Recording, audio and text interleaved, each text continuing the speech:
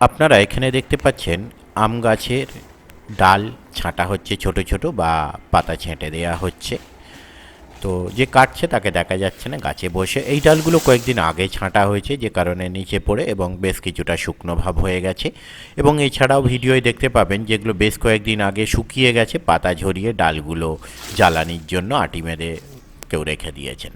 রোজিনাস ক্লাবের একটি অংশ আরসি ফার্মিং, যেখানে ফার্মিং রিলেটেড বিভিন্ন ধরনের ভিডিও আপলোড করা হয়ে থাকে।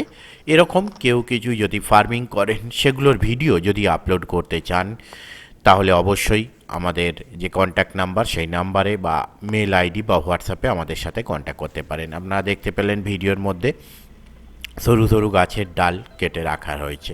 তো আমের মুকুল আসার এখন সময়। মুকুল ধরার আগে আম গাছের বেশ কিছু ছোট ডাল পাতা প্রয়োজন ও হ্যাঁ, অনুসারে বললেন কেন তো। ছেঁটে ঠিক আছে, দেওয়া ঠিক আছে, হয়। ঠিক আছে, ওয়েট করছি। ওকে, ওকে, তাড়া নেই, আপনি আস্তে আস্তে আসুন। প্রথমত আমরা জানি যে অনেক পরজীবী উদ্ভিদ রয়েছে যেগুলো বিভিন্ন বৃক্ষের ওপরে জন্মায়। আম গাছেও এরকম বড় বড় গাছ হয়, আম গাছেও এরকম পরজীবী বিভিন্ন রকমের উদ্ভিদ জন্মায়। সেই উদ্ভিদগুলো এক ছেঁটে পরিষ্কার করা হয়। প্লাস অনেক গাছ যেখানে অনেক ঝোপ হয়ে আছে, সেখানে আম হলে পাতা বা অন্যান্য ডালপালায় লেগে আমগুলোয় দাগ হয়ে যায়, আম অনেক সময় সাইজে বাড়ে না। তাই গাছটা যদি পরিষ্কার পরিচ্ছন্ন একটু ফাঁকা ফাঁকা থাকে, তাহলে আমটি বেশ পরিষ্কার পরিচ্ছন্ন হয়।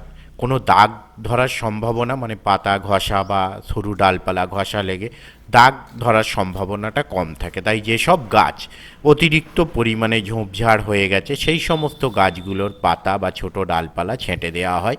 এছাড়া বিভিন্ন পরজীবী উদ্ভিদ যেগুলো আম গাছে জন্মাচ্ছে সেই সমস্ত উদ্ভিদগুলোকেও সেই গাছ থেকে ছেঁটে পরিষ্কার করা হয়।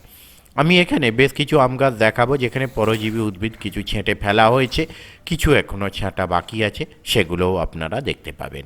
তো অনেকে যারা জানেন না যে কেন ছাঁটা হয়, দেখতে পাচ্ছেন এখানে এমন একটি পরজীবী উদ্ভিদ জন্মেছিল, গাছের সঙ্গে মেল্ট হয়ে গিয়েছিল, সেখান থেকে কেটে ছেঁচে বাদ দেওয়া হয়েছে। তো সেই পরজীবী উদ্ভিদগুলোর পাতাও আপনি এখানে দেখতে পাচ্ছেন পড়ে রয়েছে বিভিন্ন জায়গায়। আর দেখতে থাকুন, বাকি ভিডিওটুকু দেখুন। এখানে আবার এই গাছটায় অনেক পরজীবী উদ্ভিদ জন্মেছিল। দেখতে পাচ্ছেন সবুজ সবুজ পাতাগুলো সব পরজীবী উদ্ভিদের পাতা, যেগুলো এখনও শুকোয়নি। দেখতে থাকুন তাহলে বাকি ভিডিওটুকু। পরের ভিডিওয় আমি আবার হাজির হব নতুন কোনো তথ্য নিয়ে। ধন্যবাদ।